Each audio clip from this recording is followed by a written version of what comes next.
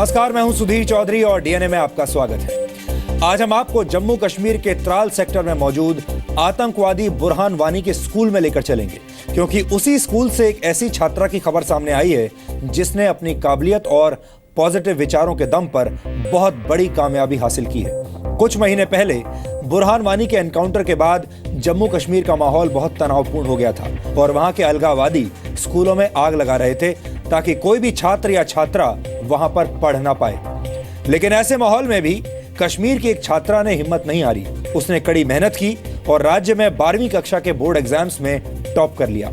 इस लड़की का नाम है शाहिरा और इसने कश्मीर के हर पत्थरबाज और अलगाववादी को करारा जवाब दिया है। आपको याद होगा, तमाम डिजाइनर पत्रकारों और बुद्धिजीवियों ने बुरहान वानी को आतंकवादी ना कहकर एक हेडमास्टर का मासूम बेटा बताया था। ऐसे सभी लोगों पर बुरहान वानी के ही स्कूल की एक छात्रा आज वैचारिक सर्जिकल स्ट्राइक करने वाली है।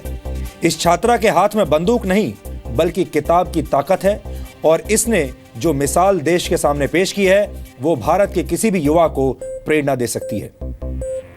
इसलिए अगर आपके घर में कोई युवा है तो उसे अपने साथ बैठाकर यह डीएनए टेस्ट आज जरूर दिखाएं। इसके अलावा आज हम उस खबर का भी विश्लेषण करेंगे जो कल बजट के शोरगुल में कहीं खो गई थी।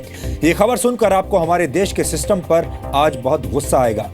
जरा सोचिए, एक बिल्डिंग का निर्माण कार्य चल रहा था, वहां 50 मजदूर काम कर रहे थे और तभी 6 मंजिल की ये बिल्डिंग अचानक ढह गई और इसकी वजह से 8 लोग मारे गए। कल कानपुर में यही हुआ था और आज भी स्थिति यह है कि इस बिल्डिंग के मलबे में कई लोग फंसे हुए हैं। ये कोई छोटी खबर नहीं है, इस खबर का दायरा बहुत बड़ा है।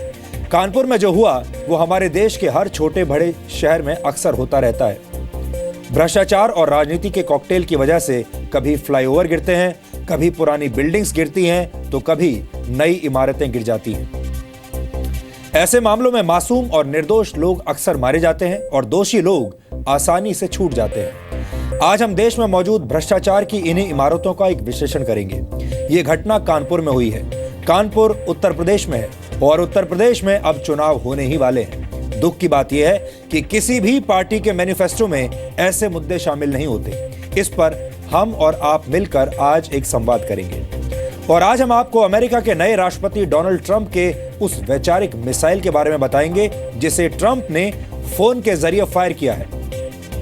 खबर यह है कि डोनाल्ड ट्रंप और ऑस्ट्रेलिया के प्रधानमंत्री मैल्कम टर्नबुल के बीच फोन पर बातचीत हुई थी और इस बातचीत के दौरान मैल्कम टर्नबुल ने कुछ ऐसा कह दिया जिससे डोनाल्ड ट्रंप का गुस्सा 7वें आसमान पर पहुंच गया। वो नाराज हो गए। ये बातचीत 1 घंटे तक चलनी थी, लेकिन ट्रंप ने गुस्से में आकर 25 मिनट के बाद ही फोन काट दिया।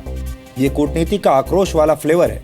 डोनाल्ड ट्रंप के फैसलों से पूरी दुनिया की कूटनीति अब बदल रही है और हमें लगता है कि इसके बारे में आपको पता होना चाहिए। लेकिन आज का डीएनए टेस्ट शुरू करने से पहले देखते हैं आज की तमाम बड़ी खबरें नॉनस्टॉप न्यूज में।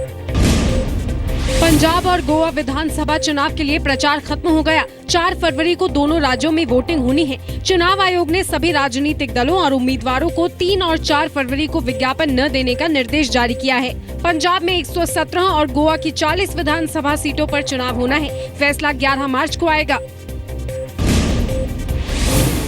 बीजेपी अध्यक्ष अमित शाह कल यूपी के मेरठ में पदयात्रा करेंगे। इस दौरान अमित शाह चुनावी पर्चियां बांटेंगे और कार्यकर्ताओं से मिलेंगे। मेरठ से प्रचार अभियान की शुरुआत करेंगे। मेरठ महानगर है और महानगर में वो पैदल पर्ची बांटेंगे, कार्यकर्ताओं के साथ जनसंपर्क करेंगे, क्योंकि जनसंपर्क और जनसंवाद ही सशक्त माध्यम है अपनी बात पहुंचाने का। कांग्रेस ने अमित शाह की पदयात्रा को बंटवारे की सियासत बताया है। समाजवादी पार्टी ने कहा है कि मेरठ में अमित शाह की पैदल यात्रा आरएसएस के इशारे पर हो रही है। देखिए, इनकी जो रणनीति है वो रणनीति इनकी है डिवाइड एंड रूल पॉलिसी की शुरू से रही है और संघ के साथ संघ के इशारे पे काम करना, अपने सांसदों को खुला छोड़ देना ताकि वो आपस में हिंदू और मुस्लिम को आपस में बांटने की कोशिश करते हैं। तो कहीं ना कहीं ये भूल जाते हैं कि हाथ से हिंदू होता है, माँ से मुसलमान होता है। काट की हड्डी एक ही बार चढ़ती, इस बार कम से कम जाट अपने आरक्षण के लिए लड़ रहा है। नोटबंदी से लोग त्रस्त हो गए हैं, तो ये इस तरह का बंटवारा अब वो करने में सक्षम नहीं। दिल्ली के मुख्यमंत्री और आम आदमी पार्टी के संयोजक अरविंद केजरीवाल पर उन्हीं की पार्टी के नेता ने बड़ा आरोप लगाया है। आम आदमी पार्टी नेता गुरलाब सिंह महल का दावा है कि उन्होंने केजरीवाल के कहने पर ही सुच्चा सिंह छोटेपुर का झूठा स्टिंग किया था, क्योंकि केजरीवाल छोटेपुर को पार्टी से निकालना चाहते थे। ਇਹ ਕਹਿੰਦੇ ਆ ਜੀ ਸਟਿੰਗ ਹੈ, ਛੋਟੇ ਕੋ ਵਿਚਾਰੇ ਕੋਲ ਸਟਿੰਗ ਨਹੀਂ ਸੀਗਾ। ਕੇਜਰੀਵਾਲ ਦੀ ਗੇਮ ਕੇਜਰੀਵਾਲ ਦੇ ਹਿਸਾਬ ਨਾਲ ਖੇਡ ਰਿਹਾ ਸੀ। ਉਹ ਕਹਿੰਦੇ ਜੀ ਵੀ ਇਹ ਸਾਰੀ ਉਮਰ ਸਾਡਾ ਪ੍ਰੋਮਿਸ ਹੈ, ਬਾਹਰ ਨਹੀਂ ਆਊ। ਬਾਹਰ ਕਿਵੇਂ ਆਉਂਦਾ ਸੀ? ਮੈਂ ਰੌਲਾ ਪਾਉਂਦਾ ਸੀ। गुरलाब के मुताबिक केजरीवाल नहीं चाहते थे कि छोटेपुर सिख नेता के तौर पर उभरे, इसीलिए उनकी जगह हिम्मत सिंह शेरगिल को पंजाब का संयोजक बनाने के लिए केजरीवाल और संजय सिंह ने झूठा स्टिंग कराया। पर एडी वड्डी कंस्पिरेसी इन्हां हिम्मत सिंह शेरगिल दे घर बह के कीती ते नाल केजरीवाल उन्हां नूं कहंदा रहा कि छोटेपुर नूं पासे करन वास्ते कोई साजिश रचो ते उत्थे संजय सिंह ते दरगेश हुणी। गुरलाब ने बताया है कि पार्टी फंड में पैसा देने के बहाने छोटेपुर को फर्जी आरोपों में फंसाया गया। फिर आम आदमी पार्टी ने भी दावा किया कि उनके पास छोटेपुर के खिलाफ स्टिंग है, लेकिन आम आदमी पार्टी कभी वो स्टिंग दिखा नहीं पाई। यूपी के बागपत में बीजेपी सांसद हेमा मालिनी की रैली में भीड़ पर पुलिस को हल्का लाठीचार्ज करना पड़ा। बेकाबू भीड़ ने पुलिस के बैरिकेड तोड़ दिए और हंगामा किया। रैली को संबोधित कर हेमा मालिनी हेलीपैड की ओर जाने लगी। तभी भीड़ बेकाबू होकर हेलीपैड की तरफ दौड़ पड़ी और हेलीकॉप्टर को चारों ओर से घेर लिया। पुलिस ने बड़ी मुश्किल से भीड़ पर काबू पाया। सीबीआई की विशेष अदालत ने एयरसेल मैक्सिस डील में पूर्व संचार मंत्री दयानिधि मारन, उनके भाई कलानिधि मारन समेत बाकी आरोपियों को बरी कर दिया है। कोर्ट ने कहा है कि इस मामले में मारन भाइयों के खिलाफ केस नहीं चल सकता। I had the utmost belief in the Indian judicial system. At the time I stated that I'll prove my innocence. I'm so happy that my stand vindicated. Aircel Maxis deal में CBI ने पिछले साल ही दयानिधि मारन और उनके भाई समेत 5 लोगों पर चार्जशीट दाखिल की थी। मारन भाइयों पर आरोप था कि उन्होंने 700 करोड़ के बदले मलेशिया की कंपनी मैक्सिस को चेन्नई की कंपनी एयरसेल पर कब्जा जमाने में मदद की थी। सीबीआई के मुताबिक 2006 में एयरसेल मैक्सिस डील के बाद सन ग्रुप के जरिए 700 करोड़ मारन भाइयों को पहुँचाए गए। इसी मामले में दयानिधि और कलानिधि समेत 3 लोगों के खिलाफ मनी लॉन्ड्रिंग केस भी दर्ज हुआ था। शारदा चिटफंड घोटाले में प्रवर्तन निदेशालय ने पूर्व केंद्रीय मंत्री मतंग सिंह की 63 करोड़ की संपत्ति जब्त कर ली है। मतंग सिंह की यह संपत्ति दिल्ली में है। उन्हें पिछले साल शारदा चिटफंड घोटाले में मिलीभगत के आरोप में गिरफ्तार किया गया था। उन पर आपराधिक साजिश, धोखाधड़ी और फर्जीवाड़े का आरोप है।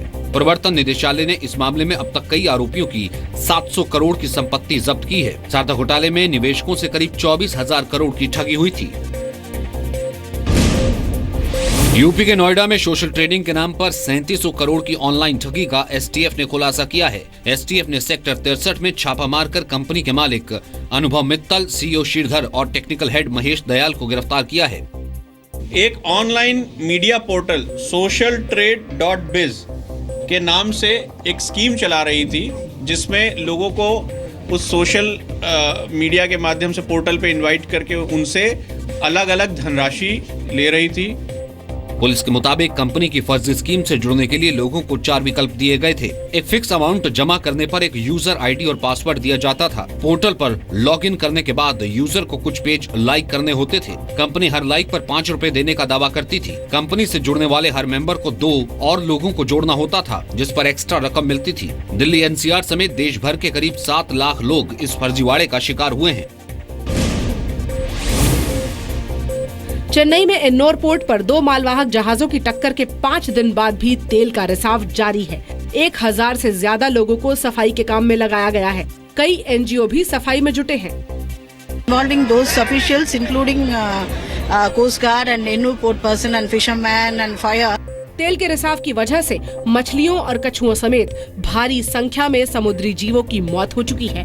मछुआरों पर भी रोजगार का संकट मंडराने लगा है। पर्यावरणविदों के मुताबिक लंबे समय तक तेल के रिसाव का समुद्री जीवों पर असर नजर आएगा। 28 जनवरी की सुबह पोर्ट से बाहर जा रहा जहाज पोर्ट की ओर आ रहे जहाज से टकरा गया था। इसकी वजह से 65 टन तेल बह गया। दिल्ली के कनॉट प्लेस में बुधवार की रात एक बड़ा हादसा टल गया। इनर सर्कल के सी ब्लॉक की एक इमारत की दूसरी मंजिल की छत गिर गई। हादसा देर रात तब हुआ जब सारी दुकानें बंद थी। दिल्ली ट्रेडर्स एसोसिएशन का आरोप है कि एनडीएमसी को रेनोवेशन के लिए कई बार एप्लीकेशन देने के बावजूद इस पर ध्यान नहीं दिया गया। करीब 4 महीने से बिल्डिंग खाली थी। मुंबई के चरनी रोड स्टेशन पर लोकल ट्रेन ड्राइवर की सूझबूझ से एक महिला की जान बाल बाल बच गई। महिला पटरियों के रास्ते प्लेटफॉर्म पर जाने की कोशिश कर रही थी। इसी बीच अचानक लोकल ट्रेन आ गई। महिला को प्लेटफॉर्म पर चढ़ने की कोशिश करते देख ड्राइवर ने सावधानी से ब्रेक लगा दिया। महज कुछ इंच के फासले पर ट्रेन रुक गई। लोगों ने बाद में महिला की मदद कर प्लेटफॉर्म पर चढ़ाया। वीडियो 1 फरवरी का बताया जा रहा है। ओडिशा के कोरापुट में हुए नक्सली हमले में शहीद पुलिस वालों की संख्या बढ़कर 8 हो गई है, जबकि 5 घायल हैं। आंध्र प्रदेश और ओडिशा के बॉर्डर पर बुधवार शाम नक्सलियों ने बारूदी सुरंग विस्फोट में पुलिस की एक गाड़ी को उड़ा दिया था। गाड़ी में ओडिशा स्टेट आर्म्ड पुलिस के 12 जवान सवार थे। ये जवान कोरापुट से अंगुल ट्रेनिंग के लिए जा रहे थे। चश्मदीदों के मुताबिक विस्फोट में पुलिस गाड़ी के परखच्चे उड़ गए और रास्ते में एक बड़ा गड्ढा हो गया। बेंगलुरु में जंगल सफारी के दौरान शेरों के एक जोड़े ने पर्यटकों की एक गाड़ी पर हमला कर दिया। बानेरघट्टा नेशनल पार्क में कुछ टूरिस्ट ने रास्ते में शेरनी को देखकर गाड़ी रोक दी। इस बीच एक शेर भी घूमते हुए वहां आ गया। शेर गाड़ी पर पीछे से पंजा मारने लगा। आगे शेरनी और पीछे शेर को देखकर पर्यटक सकते में आ गए। हालांकि गाड़ी की खिड़कियां बंद होने से सभी पर्यटक सुरक्षित रहे। थोड़ी देर बाद शेर का जोड़ा जंगल में वापस चला गया। चीन ने एक ऐसी मिसाइल का टेस्ट किया है जो एक बार में 10 न्यूक्लियर वॉरहेड्स यानी परमाणु बम ले जाने में सक्षम है। द वॉशिंगटन फ्री बीकन की रिपोर्ट में ये दावा किया गया है। रिपोर्ट के मुताबिक चीन ने पिछले महीने DF-5C मिसाइल का टेस्ट किया है। इसमें 10 multiple independently targetable re entry vehicles यानी MIRV का इस्तेमाल किया गया है। MIRV बैलिस्टिक मिसाइलों में इस्तेमाल होने वाला एक ऐसा सिंगल सिस्टम है जिसमें कई वॉरहेड्स होते हैं और जिनसे अलग अलग निशाना लगाया जा सकता है। रिपोर्ट में पेंटागन के प्रवक्ता कमांडर गैरी रॉस की तरफ से कहा गया है कि अमेरिका की चीन की गतिविधियों पर नजर है।